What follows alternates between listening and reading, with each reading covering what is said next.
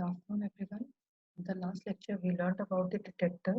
It will be about the two types, gas filled and solid state. We have learned the principle of ionization chamber.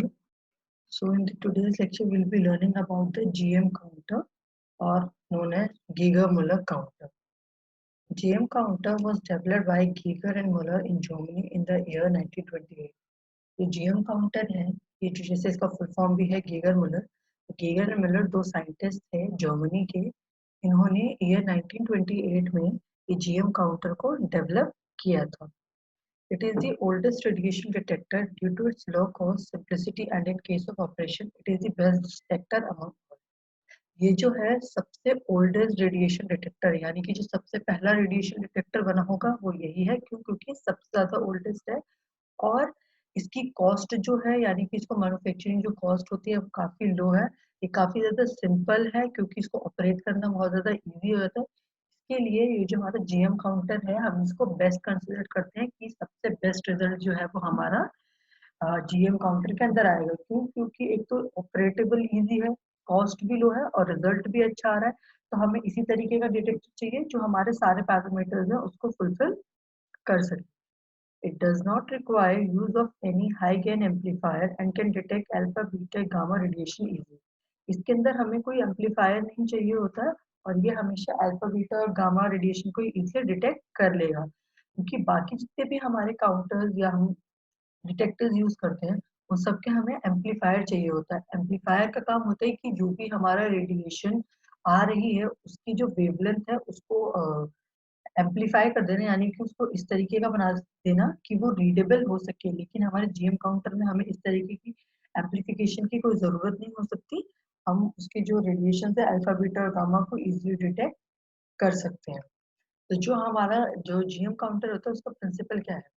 तो a GM counter consists of a GM tube sensing element which detects the radiation and processing electronics which displays the result. यानी कि जो हमारा GM counter था उसके अंदर एक हमारी GM की ट्यूब होती है, यानी कि गीगर मिलर ट्यूब होगी। एक सेंसिंग एलिमेंट होगा जो कि रेडिएशन को डिटेक्ट करेगा और एक हमारा एक प्रोसेसिंग इलेक्ट्रॉनिक्स होगा जो कि हमारे रिजल्ट को हमें दिखाएगा, यानी कि एक डिस्प्ले स्क्रीन होगी हमारी। ये तीन चीजें हमारे GM काउंटर के अंदर प्रेजेंट होती है। The GM tube is filled with an inert gas such as helium, neon, or argon at low pressure to which a high voltage is applied. यानी कि जो हमारी GM ट्यूब है, जो कि हमारा सबसे पहला पैरामीटर हमने बताया था कि ये किसके अंदर प्रेजेंट है।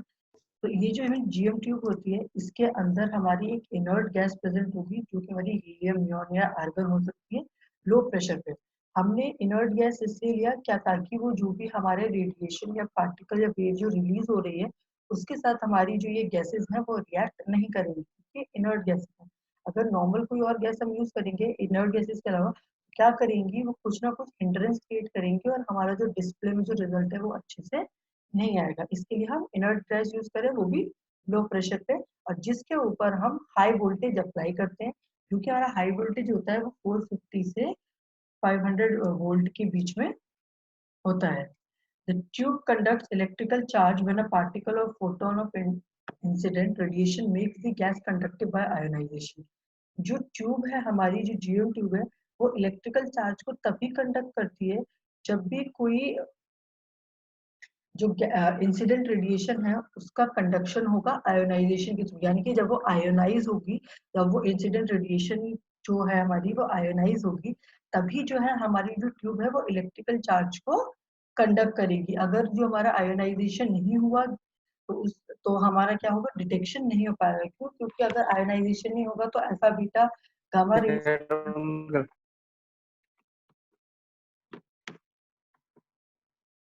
ठीक है।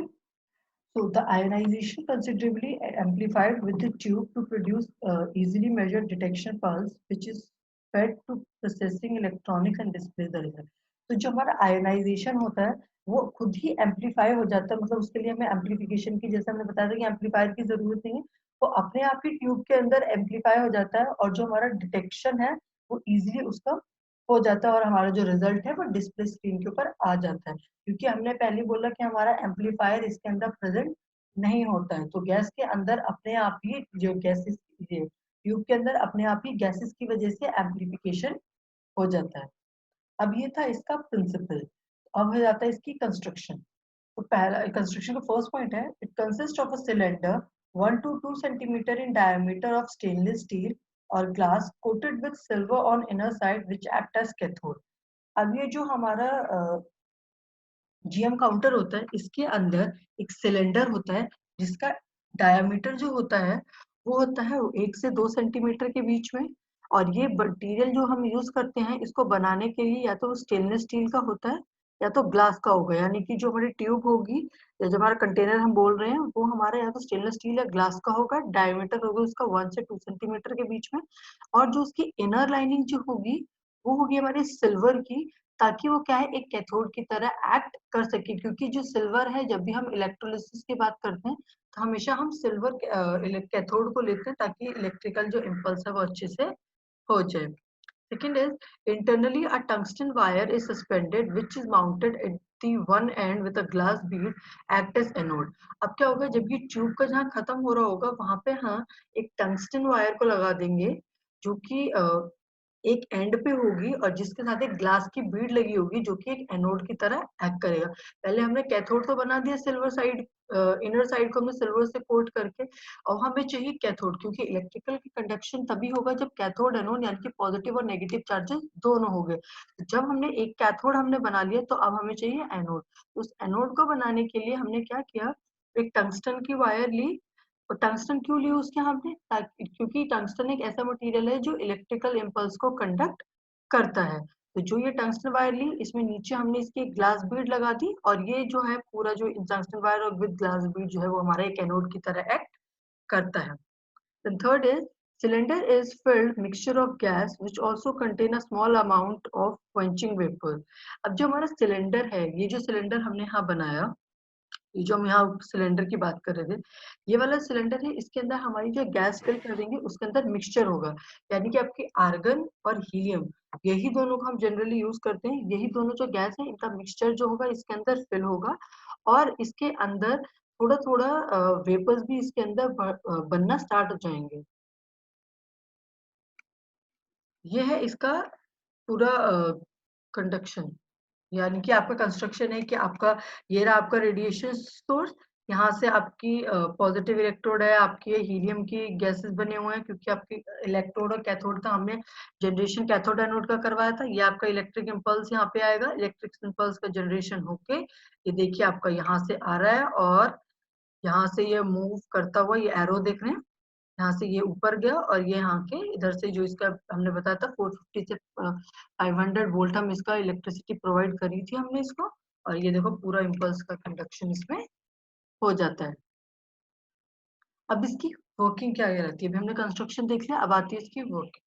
First is radiation when enters the tube through a thin section called as window causes the ionization of gas molecule। तो रेडिएशन जो है वो जब हमारी एक थिन सेक्शन होता है जिसको हम विंडो बोलते हैं, ये रही हमारी विंडो, इसके थ्रू जब हमारी रेडिएशन एंटर करती है तो क्या होता है, इसकी वजह से जो आयोनाइजेशन होता है वो गैस मॉलिक्यूल्स का हो जाता है। क्यों, क्योंकि रेडिएशन एंटर कर रही है, अंदर गैस प्रेजेंट है। जो गैस मॉलिक्यूल्स है, क्योंकि विंडो के थ्रू स्लिट साइड छोटा होता है तो विंडो के थ्रू जब जाती है तो उसकी वजह से गैस के मॉलिक्यूल्स का आयोनाइजेशन हो जाता है। From these ionized atoms or molecules, an electron is knocked out of the atom and the remaining atom is positively charged। अब ये इस आयोनाइज एटम्स और मॉलिक्यूल्स की वजह से जो इलेक्ट्रॉन्स हैं वो नॉकड आउट हो जाते हैं एटम के बाहर में, और जो हमारा रिमेनिंग एटम है वो पॉजिटिवली चार्ज हो जाता है। तो क्या होगा, जब ये हमारे इलेक्ट्रॉन जो आयोनाइज्ड हमारे एटम जो मॉलिक्यूल्स होंगे तो इनकी वजह से क्या होगा, जो इलेक्ट्रॉन्स हमारे नॉकड आउट हो जाएंगे और जितने हमारे जो एटम्स बचेंगे हमारे ट्यूब के अंदर वो सारे क्या होंगे, positively charge. Second is when the high voltage is applied across the electron and positively charged ions are attracted towards anode and cathode respectively। अब क्या होगा, जब हम इसमें कोई हाई वोल्टेज हम इसके अंदर प्रोवाइड करेंगे तो इस इलेक्ट्रोड के अराउंड तो जो हमारे इलेक्ट्रॉन्स हैं और पॉजिटिवली चार्ज जो आयंस है वो एक दूसरे की तरफ क्या होंगे, अट्रैक्ट होना स्टार्ट हो जाएंगे। किसकी तरफ, कैथोड और एनोड की तरफ। जो इलेक्ट्रॉन है तो वो एनोड की तरफ चला जाएगा और जो ये पॉजिटिवली चार्ज आयंस है हमारे वो कैथोड की तरफ चले जाएंगे। क्या होगा, ऑपोजिट ऑपोजिट क्या है, अट्रैक्ट कर लेते हैं, तो इसी के लिए वो इलेक्ट्रॉन पॉजिटिवली चार्ज एनोड और कैथोड की तरफ चले जाते हैं। Hence, each particle of radiation produces a brief flow or pulse of current which can be transmitted to radioactive sensor. अब इन सारे particles की movement और इन सब flow की वजह से क्या होता है, current का production हो जाता है, जो कि हमारा radioactive sensor जो है उसको एब्जॉर्ब कर लेता है, यानी कि इसका ट्रांसमिशन हो जाएगा। जब करंट का फ्लो हो रहा है, करंट का जब फ्लो हो गया तो रेडियोएक्टिव सेंसर जो है उसको एब्जॉर्ब कर लेंगे via N interface which is finally recorded in computer. और जब हमारा रेडियोएक्टिव सेंसर उसको एब्जॉर्ब कर लेगा तो क्या होगा, हमारे कंप्यूटर के ऊपर इसका रिजल्ट आ जाएगा कि हाँ, हमने जो इलेक्ट्रिक इम्पल्स जो कंडक्ट किया था वो हमने रिकॉर्ड कर लिया है। All pulses from a GM counter are of same amplitude for any incident radiation.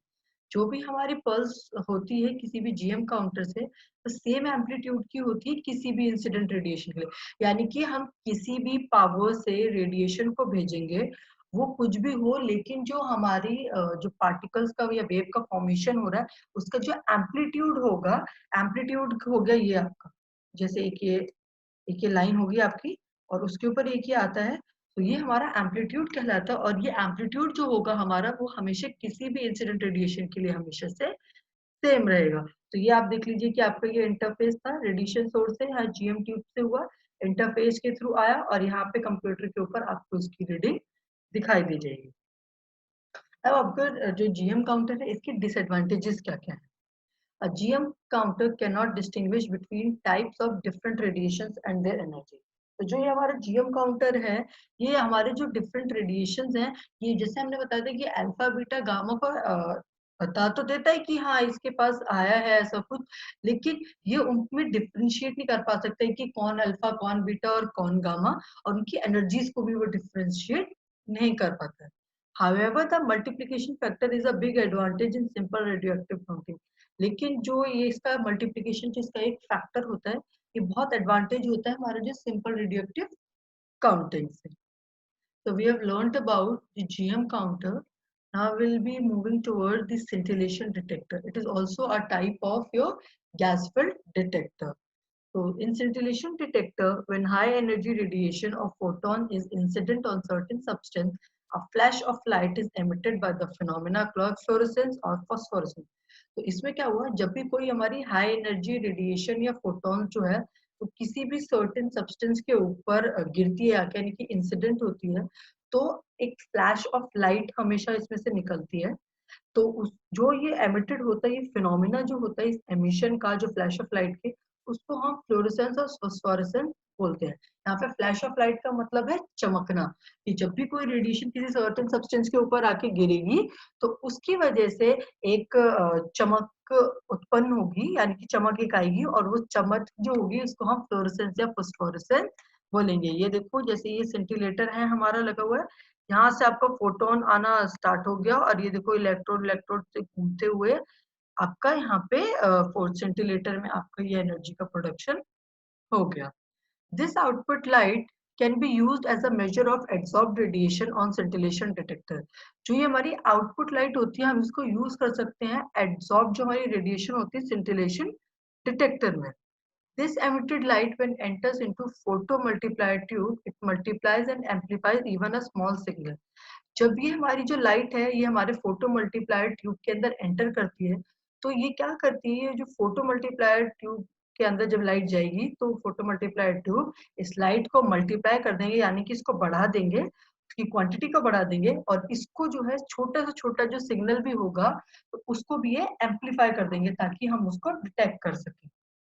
So it become possible to measure alpha, beta and gamma radiation by scintillation detector.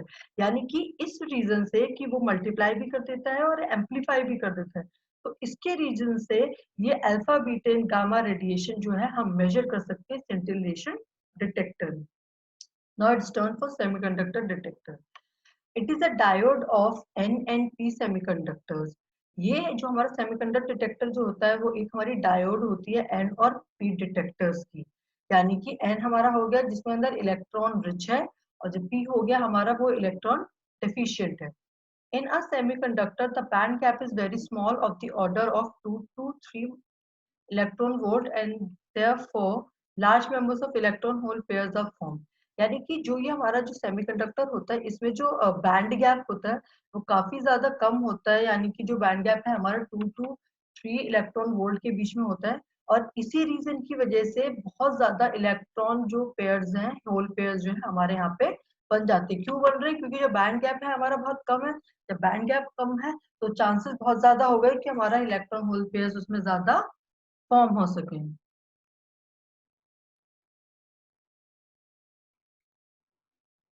thus giving rise to very good resolution to these detectors। और इसी वजह से जो हमारा बहुत अच्छा resolution हमें इन detectors का मिल जाता है, यानी कि जो इमेज है यानी कि रिजल्ट है हमें वो बहुत ज्यादा अच्छी इसके अंदर मिल जाती है। तो ये देखो कैथोड है और एनोड है, यहाँ हमारा होल्स है, ये इलेक्ट्रॉन यहाँ पे बीम कर रहे हैं, और यहाँ पे हमारे इलेक्ट्रॉन का जो हम होल्स जो बना रहे थे, इलेक्ट्रॉन पेयर होल्स जो है वो हमारे यहाँ पे बनना स्टार्ट हो जाएंगे।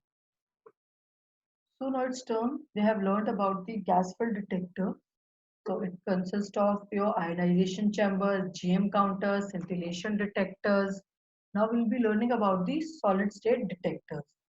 They have high resolution, compactness and easy interpretation of output signal. जो हमारे ये सॉलिड स्टेट डिटेक्टर्स होते हैं तो इनका जो रिजोल्यूशन होता है वो काफी ज्यादा हाई होता है।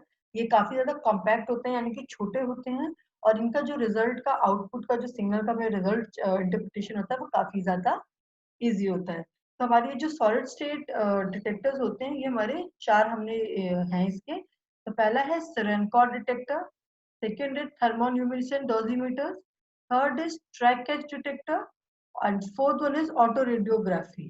यानी कि चार टाइप के आपके जो सॉलिड स्टेट डिटेक्टर्स हैं इसको हम हमेशा यूज कर सकते हैं।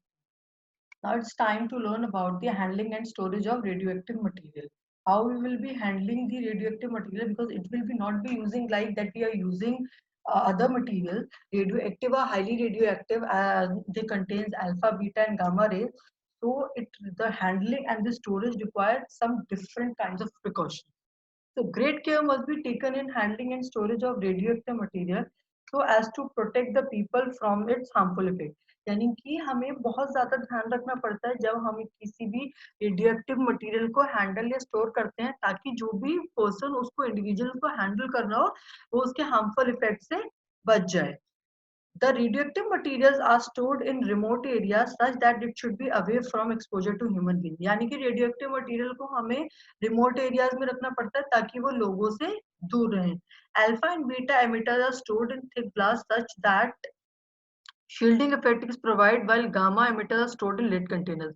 तो जो भी हमारे अल्फा एंड जो भी रेडियोएक्टिव मटेरियल हमें अल्फा और बीटा रेज एमिट करके देगा उनको हम थिक ग्लास के अंदर रखेंगे, और जो हमारे गामा एमिटर्स जो भी रेडिएशन एमिट करेगी वो हम उसे लेड कंटेनर्स के अंदर रखेंगे।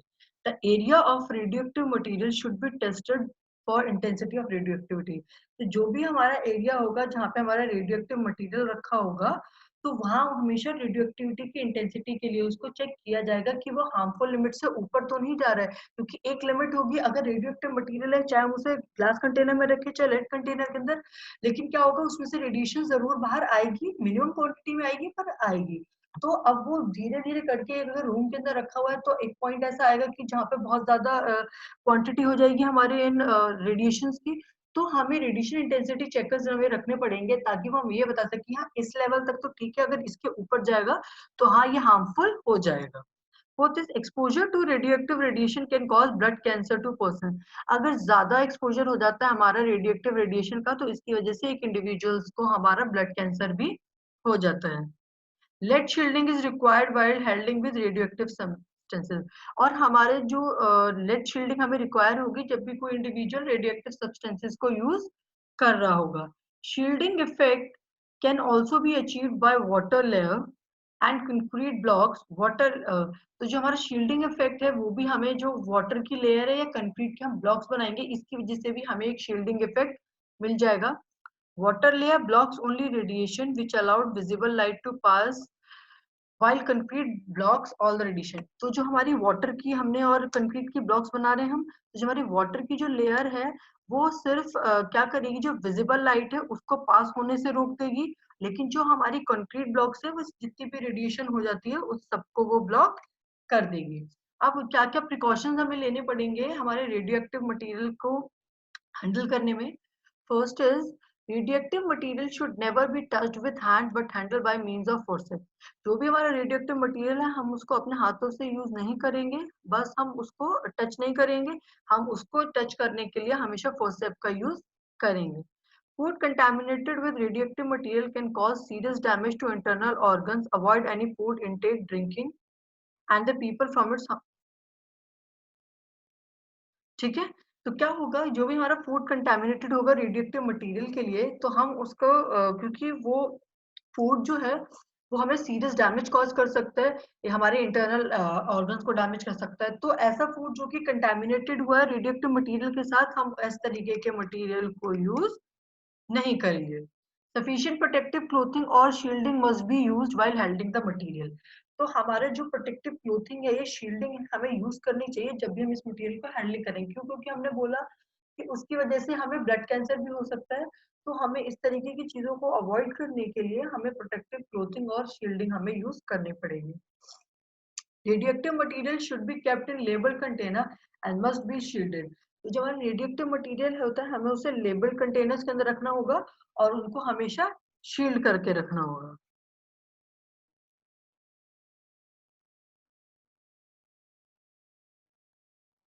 Fifth point is area of storage must be under proper supervision. तो जो भी हमारा एरिया होता है स्टोरेज का उसको हम सुपरविजन के अंडर में रखेंगे। जैसे हमने बताया था कि हमें इंटेंसिटी चेक करनी पड़ती है, शील्डिंग प्रोवाइड करनी पड़ेगी, तो ये सब चीजों को प्रोवाइड करने के लिए हमें उसको सुपरविजन के अंडर रखना पड़ेगा। And last point is disposal of radioactive material is done with great care. और जो ये हमारा रेडियोएक्टिव मटेरियल है इनका जब हमें डिस्पोजल करना होता है इनको भी बहुत ध्यान से करना होगा। हम इसे नॉर्मली अलग अदर वेस्ट की तरह इसको बाहर नहीं फेंक सकते। इसका भी एक प्रोटोकॉल एसओपी हमें मिला हुआ है, हम उस एसओपी को फॉलो करेंगे और तभी हमारा जो ये हमारा जो रेडियोएक्टिव मटेरियल है हम इसको डिस्पोज करेंगे।